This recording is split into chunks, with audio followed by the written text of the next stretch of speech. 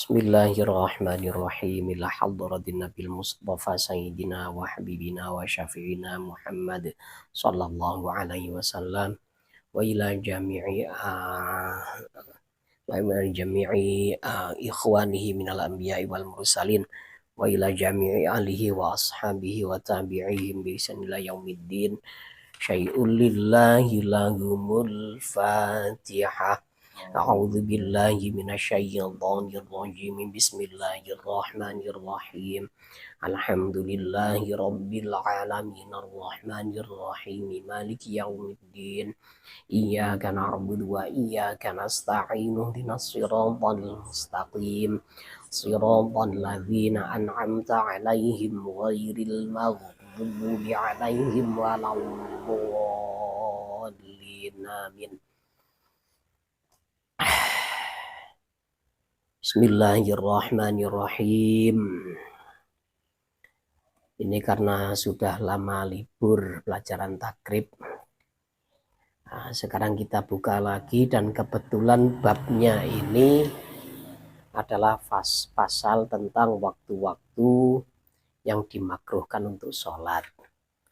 Dikarenakan pasal ini sama dengan kitab Bidayatul Hidayah dan dulu sudah ada videonya, ya dengan menimbang beberapa hal dengan terpaksa pasal ini kita lewati, ya dikarenakan khawatirnya nanti audien setia kita ini bosan, loh kok bab itu lagi ya. Sekarang langsung loncat satu pasal, yaitu faslun utawi iki iku pasal suwiji. Wa sholatul jamaati utawi sholat jamaah lirrijali kedue piro-piro wong lanang fil faraidhi ing dalam piro-piro sholat fardhu. Ghairil jumu'ati kang sakliyane sholat Jumat sunnatun iku sunnah muakkadatun ingkang dikuatno. Sholat jamaah bagi para pria dalam melaksanakan sholat-sholat fardu yang selain sholat Jum'ah itu hukumnya sunnah muakkadah, ya. Sunnah yang sangat kuat dikarenakan beberapa alasan, yaitu ketika orang sholat sendirian, seberapapun khusyuknya, pahalanya tetap 1 derajat. Sedangkan orang yang sholat berjamaah dalam sholat fardunya, meskipun tidak khusyuk, asalkan secara zahir sholatnya ini sesuai standar dan sholatnya itu sah, maka akan mendapatkan pahala 27 derajat lebih banyak daripada sholat sendirian. Fadilah-fadilah sholat jamaah ini sudah kita bahas pada video sebelumnya. Ya mungkin ada tambahan-tambahan sedikit. Sholat jamaah ini adalah sholat yang tidak pernah ditinggalkan oleh Rasulullah Shallallahu Alaihi Wasallam. Kanjeng Nabi itu bersabda, "Shollu kama ra'aitumuni usolli." Sholatlah kalian seperti halnya kalian melihat aku sholat. Secara kewajibannya kita harus melihat secara syarat dan rukunnya, kita harus melihat sholat dari Rasulullah. Jadi kalau ada syarat dan rukun yang tidak sesuai dengan yang dilakukan oleh Rasulullah Shallallahu Alaihi Wasallam, maka sholatnya ini batal. Adapun masalah kesunahannya, sholat jamaah ini kita juga melihat Rasulullah Shallallahu Alaihi Wasallam. Ya. Beliau pernah memberikan ancaman untuk orang-orang yang tidak mau berangkat ke masjid, ya, akan membakar rumah-rumah mereka dalam satu riwayat. Nah, ini menunjukkan betapa kuatnya kesunahan dari sholat-sholat fardu yang dilaksanakan secara berjamaah. Alhasil fadilah-fadilah dari sholat jamaah ini sangat banyak sekali dan sangat sayang untuk dilewatkan. Adapun di pasal ini yang diterangkan adalah kaifiyahnya atau caranya. Kalau masalah fadilahnya di kitab-kitab lain, kitab Fadhailul Amal atau kitab Bidayatul Hidayah, itu insya Allah di situ. Tapi kalau dalam kitab Fathul Qorib ini fokus pada tata caranya, pada kaifiyahnya. Indal musannifi ing dalem mungguwe musannif. Warrafi'i lan ing dalem mungguwe Imam Rafi'i. Jadi sunnah muakkadah ini menurut pengarang takrib ini sendiri dan juga menurut Imam Ar-Rafi'i. Wal asahhu utawi pendapat kang luwih sahih indan Nawawi ing dalam sandinge atau ing dalam mungguwe pendapat Imam Nawawi, annaha iku sak temene jamaah fardhu kifayatin, iku fardhu kifayah. Nah, yang lebih sahih pendapatnya adalah pendapat dari Imam Nawawi bahwa sholat berjamaah ini hukumnya adalah fardhu kifayah. Artinya dalam satu daerah ini harus ada satu sholat jamaah di situ. Setiap waktunya harus ada sholat jamaah. Kalau tidak ada sama sekali, maka seluruh penduduk di situ dikatakan berdosa. Ya, karena menurut Imam Nawawi, sholat jamaah ini adalah fardhu kifayah. Ya memang dikatakan fardhu kifayah itu sholat jamaah ke masjid atau ke musola dengan dikumandangkan adzan ini kan merupakan syiar-syiar Islam. Syiar Islam itu kan harus ditampakkan, ya, jangan sampai redup. Biar Islam itu kelihatan gregetnya dalam beribadah. Ya. Andaikan nanti tidak ada sholat jamaah, tidak ada adzan, ya bisa-bisa Islam ini semakin merosot. Ya. Yang menjalankan sholat itu hanya orang-orang yang ingat saja. Kalau orang-orang yang suka lalai dengan sholat ini malah tambah enak karena tidak ada adzan. Ini repot. Jadi harus ditegakkan betul ini sholat berjamaah ini. Wa yudriku lan nemokno al makmumu sapa makmum al jamaata ing jamaah ma'al imami sertane imam fi ghairil jumu'ati ing dalem sakliyane salat Jumat malam yusallim selagine durung salam sapa imam at-taslimata kelawan salam al-ula kang kawitan. Wa illam yaq'ud senajan ora lungguh sapa makmum ma'ahu sertane imam. Seseorang yang menjalankan sholat jamaah ini bisa dikatakan berjamaah bersama imam kalau dia menemukan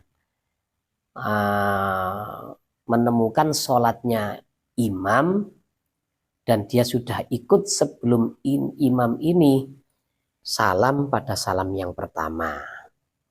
Walaupun ketika dia takbir Allahu Akbar, belum sempat membaca Al-Fatihah, imam sudah salam.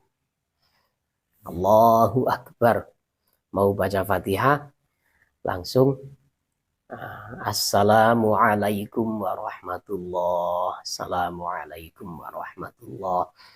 Maka tetap si makmum yang masbuk ini, yang terlambat ini tetap mendapatkan pahala sholat berjamaah seperti yang lain. Pahalanya yaitu 27 derajat.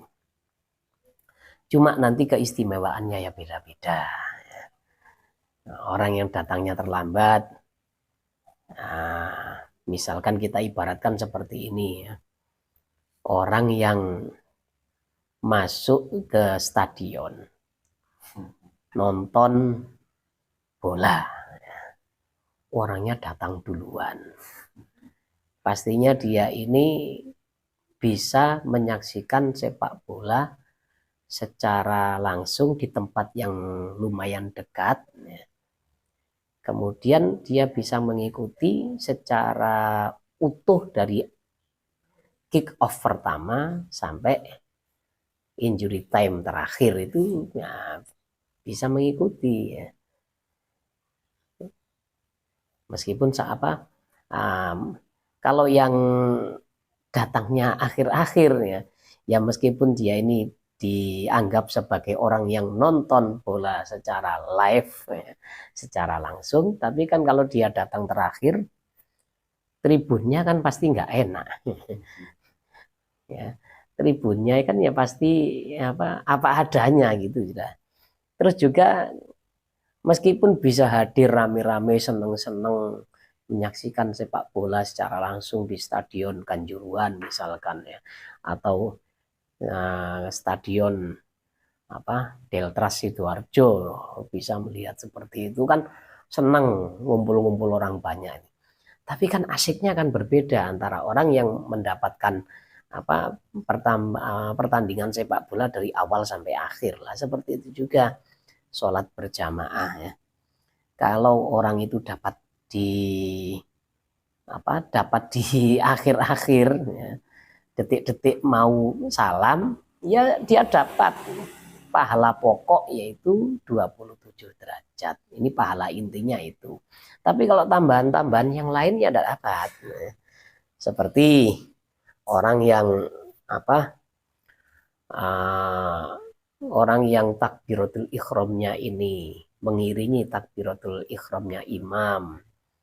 Nah, kalau dilaksanakan kontinu selama 40 hari ini kan ada fadilahnya yang berbeda. Kemudian aminnya bareng dengan amin imam. Ini kan yang akhir-akhir tadi tidak dapat.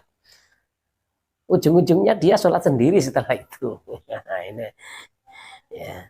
Tapi alhasil kalau pahala pokok, kalau gaji pokoknya ini ya, itu tetap dapat. Cuma kalau ceperannya ya zong ini. Amal jama'atu anapun utawi sholat jamaah fil jumu'ati ing dalem sholat Jumat fa fardhu ainin mongko iku fardhu ain. Wala tahsulu lan ora hasil apa al jamaah fil jumu'ah bi aqalla kelawan perkara kang luwih titik min rakaatin saking sak rakaat. Kalau sholat jamaah dalam pelaksanaan sholat Jumatan ini harusnya ini fardhu ain hukumnya ya, bukan fardhu kifayah lagi. Artinya kalau ada orang sholat Jumatan tidak berjamaah, ya ini ya bukan sholat Jum'ah ya. Terus juga menemukan sholat Jum'ah bersama imam ini harus dapat 1 rakaat.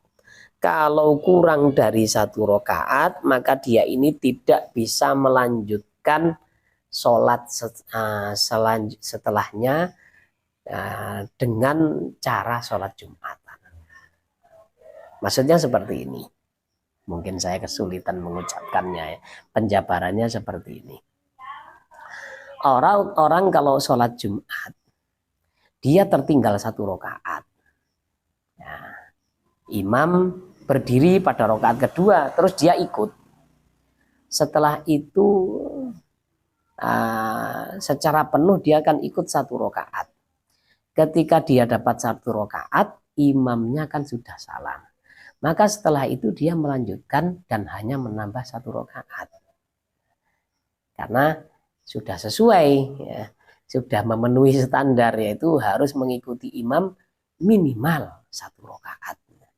Kalau kurang dari 1 rakaat, misalkan dia datang, dia bisa takbir setelah imam ini bangkit dari rukuk kedua.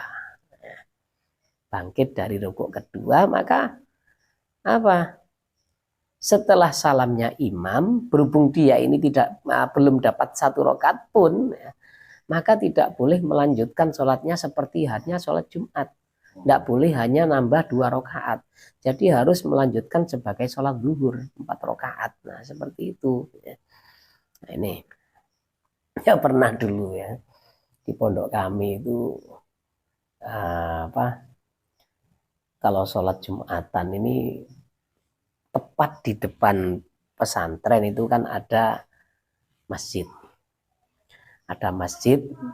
Masjid ini gandeng dengan pondok pesantren Ma'hadul Ilmi Syar'i atau MIS di Sarang itu. Itu kalau Jumatan itu pasti warganya sampai luber, ya, sampai keluar area masjid dan sampai di jalan. Nah, menggelar sajadah itu di jalan-jalan. Otomatis ini menjadi agenda macet setiap 7 hari sekali. Jalan Diandles itu atau jalur Pantura itu pasti macet setiap Jumat itu. Nah, salah satu masyayikh kemudian membuat kebijakan, ya, karena memang warganya memang banyak sekali. Warga situ itu kalau ditampung dalam satu masjid ini memang tidak muat masjidnya, ditambah santri-santri yang ribuan, ya. Maka dibuat masjid lagi di timurnya pesantren, ya tidak jauh sebenarnya. Ada masjid lagi di sebelah jembatan itu ada. Kemudian ke barat berapa ratus meter ada lagi Masjid Jin. Ada masjid ini, masjid apa, boy nama-namanya itu ada masjid-masjid itu ya. Nah, terus ke selatan, tepatnya di pesantren kawan kami yang baru berdiri ini juga ada masjidnya. Ya karena memang untuk menghindari, untuk supaya Jumatan itu tidak ke jalan-jalan gitu ya.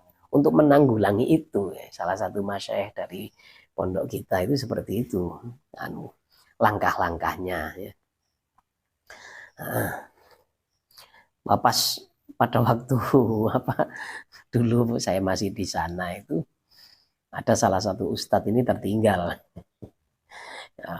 Sudah sholat, sudah baris, beliau bawa sajadah, karena memang sulit untuk mencari tempat, masih jalan-jalan mencari tempat kemana-mana itu. Nah, begitu sudah menggelar sajadah, salam, assalamualaikum katanya. Ya saya cuma ketawa pada waktu itu. Wah Pak Ustadz ini gimana kok sampai terlambat ini. Wajibulan wajib alal makmumi ing atase makmum ayyan wiya apa yen to niat sapa al makmum al iktimama ing melok imam, ayil iqtidaa tegese melok bil imami kelawan imam. Nah, seorang makmum ini wajib untuk niat mengikuti imam, niat bermakmum kepada seseorang ini wajibnya. Lah kalau imam ini tidak wajib untuk niat sebagai imam. Kalau dalam sholat jamaah seperti itu ya. Jadi misalkan ya, ada seseorang terlambat datang ke masjid. Masjid jamaahnya sudah selesai. Dan di situ ada makmum-makmum yang sholatnya masbuk berdiri. Dia ikut saja, tidak usah menepuk orang yang di depannya, itu sudah sah. Nah, sudah sah seperti itu ya.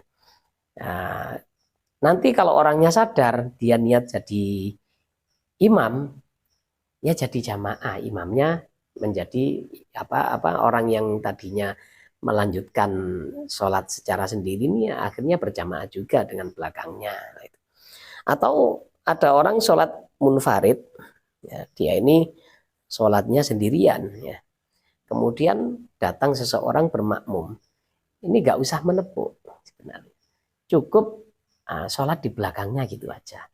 Pasti nanti yang depan ini menyadari, kalau kita menepuk, khawatirnya apa? Yang ditepuk ini jantungan.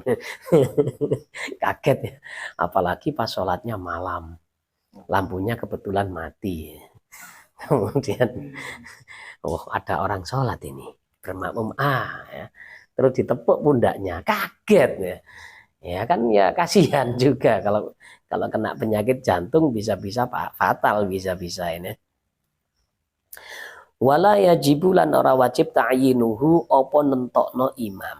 Bal yakfi balik cukup al iqtida'u apa manut bil hadiri kelawan imam kang hadir illam ya'rif lamun ora weruh sapa iki makmum hu ing imam ya. Dalam berjamaah kita mentakyin atau menentukan imam itu tidak wajib. Maksudnya menentukan namanya, tidak wajib. Misalkan ya ada orang berjamaah, sholli fardhal maghribi makmuman bi zaidin,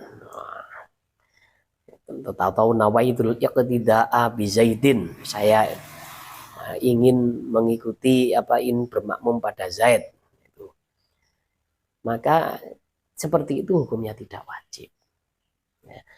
Alhasil kalau dia ini misalkan datangnya belakangan, jamaahnya full misalkan ya, kemudian dia ikut sholli fardhal jumu'ati misalkan ya, makmuman lillahi ta'ala Allah, sudah selesai. Nah, kalau mentakyin dan kebetulan takyinnya ini meleset, ini ada hukumnya. Ya, fa in ayyana mongko lan mun nentokno sapa makmum hu ing imam wa akhta alan luput sapa makmum batolat mongko batal salatuhu apa salate iki makmum. Illa inin dhammat kecuali lamun ngumpulake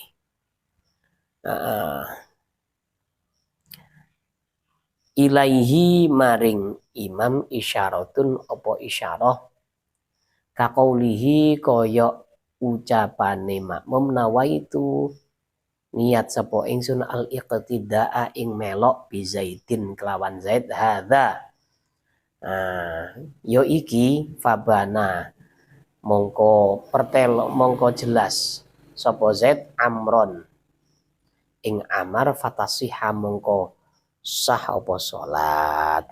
Kalau ada orang mentakyin imam, misalkan yang sholli fardhal maghribi makmuman bi zaidin matalan ya, makmuman bi zaidin lillahi ta'ala Allahu akbar.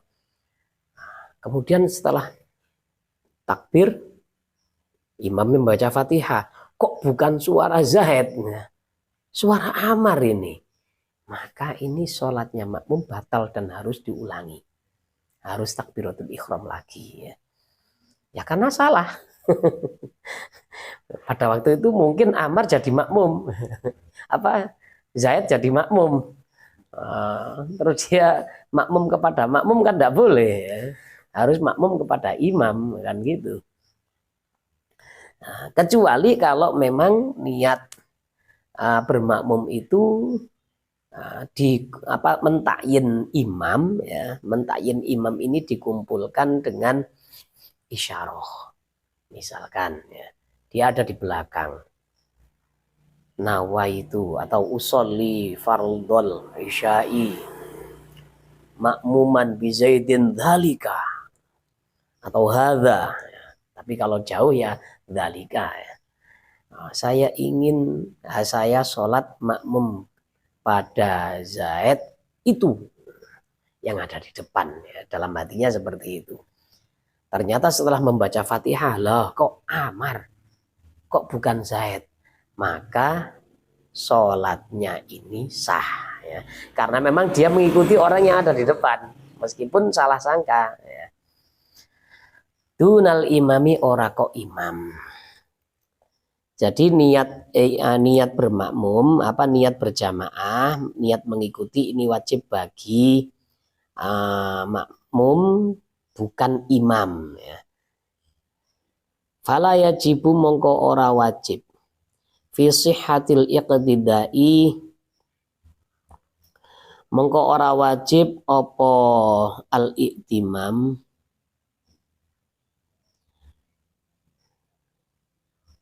enggak. Fala yajibu mongko ora wajib fi sihhatil iqtidai ing dalam sae ngikuti bihi kelawan imam fi ghairil jumu'ati ing dalam sakliyane salat Jumatan niyatul imamati opo niat dadi imam. Bal hiya balik utawi niyatul imamah mustahabbatun ikuti sunnahno fi haqqihi ing dalam haqe imam. Fa illam yanwi mongko lamun ora niat sapa imam ing imamah fa sholatu mongko utawi salate imam furoda iku piro-piro salat munfarid, ya. Kalau imam ini tidak wajib niyatul imamah untuk keabsahan sholat berjamaah, untuk kesahan sholat berjamaah. Tapi niat sebagai imam itu disunnahkan untuk imamnya. Andaikan dia tidak niat sebagai imam, maka sholatnya ini tergolong sholat munfarid, ya, sholat sendirian.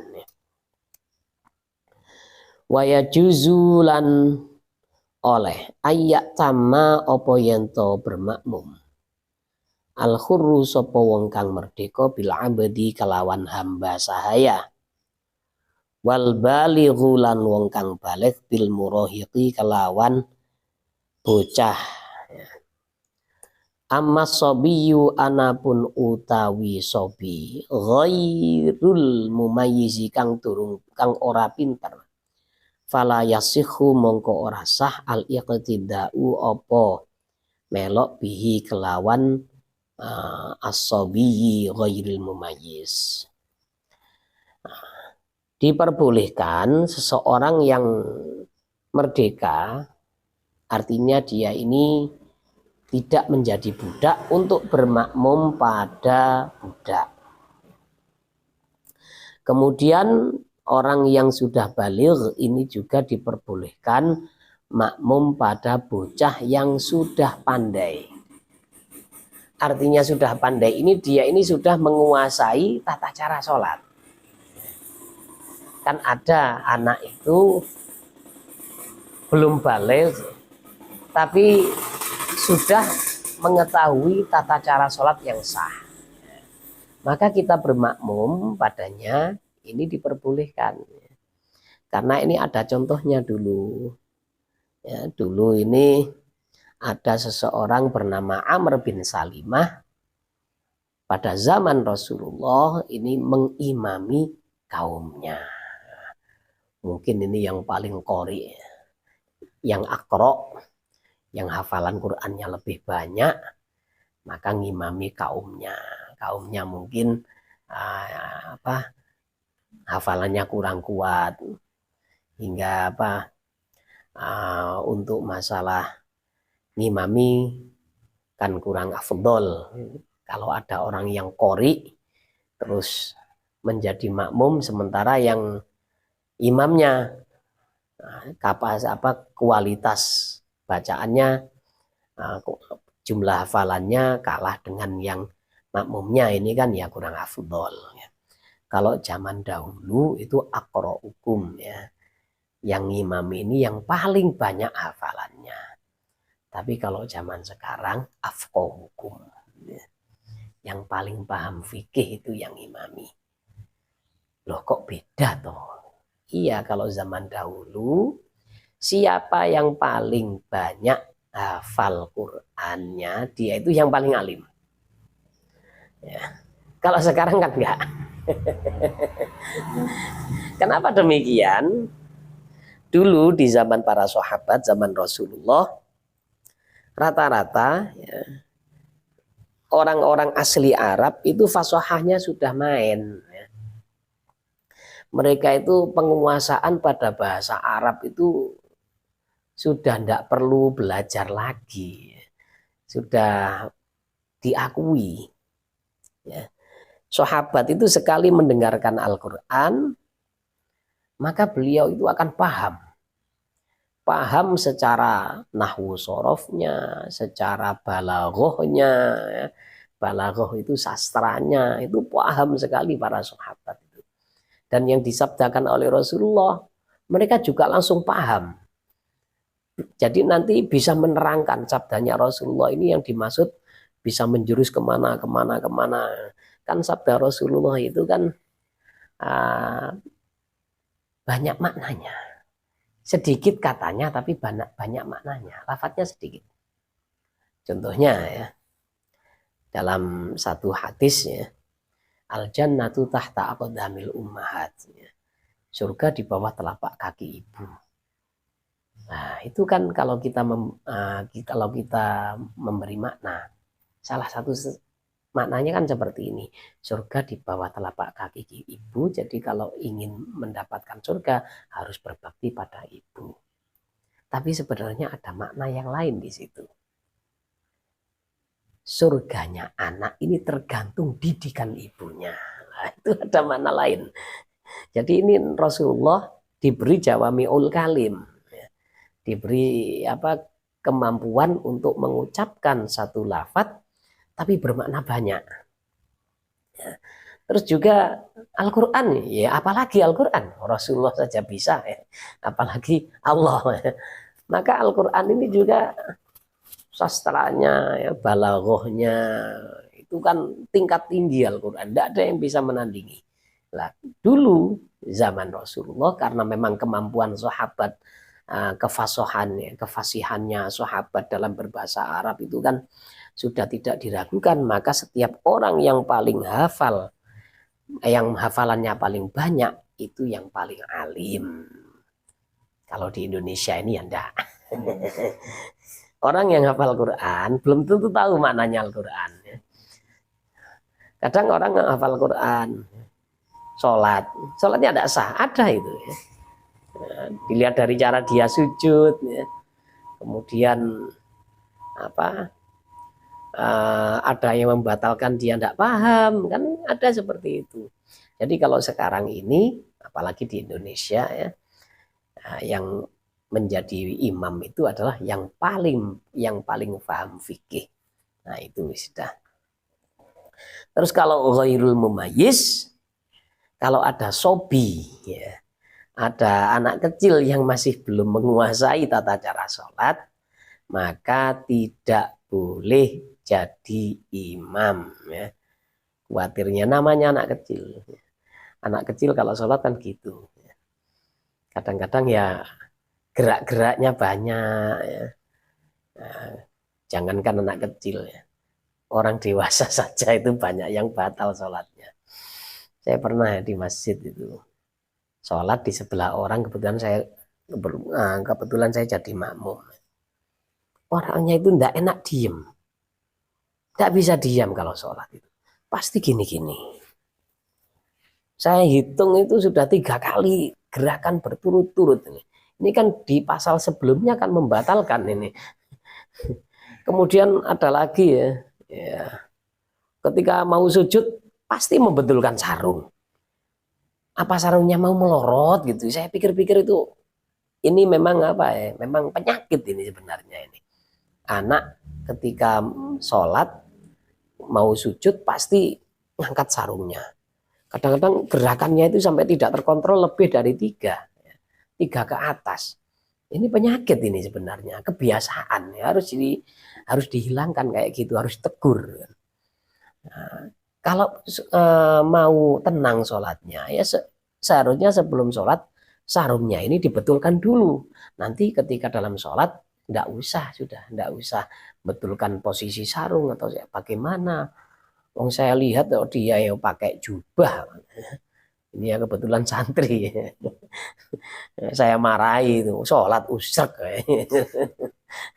Pakai jubah kok, andaikan sarungnya melorot ya tidak masalah sebenarnya ya. Nah ini ada saja anak-anak itu ya. Entah ya, saya suruh ulangi sholat kamu. Saya ini sholatnya batal kamu ini. Diulangi atau tidak, yang penting saya sudah mengingatkan. Wala tasihhu lan ora sah udwatu rajulin opo meloe wong lanang bimroatin kelawan wong wedok. Wala bi khunsa lan ora kelawan bobok purus muskilin kang ngangelno.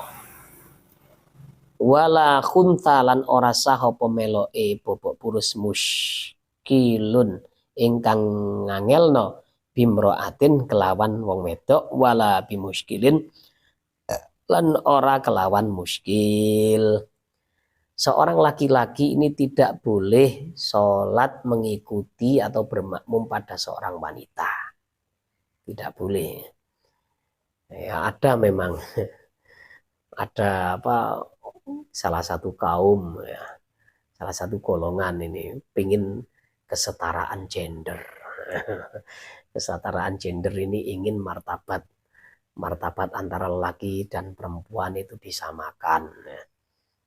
Nah, jadi kalau laki-laki boleh mengimami wanita, maka ya wanita harus boleh untuk mengimami laki-laki lah kayak gitu. Ya kalau dipikir sekilas memang ya bisa saja masuk akal. Tapi kalau ditelusuri betul-betul, pantas nggak seorang perempuan nungging di depan lelaki?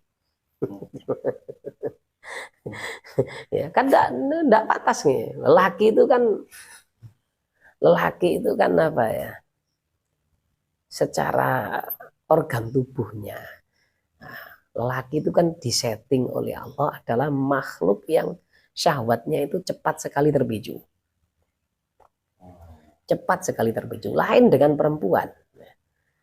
Ketika laki-laki itu melihat sesuatu yang membangkitkan syahwat secara umum ya, secara normal, maka ya pasti ada rasa.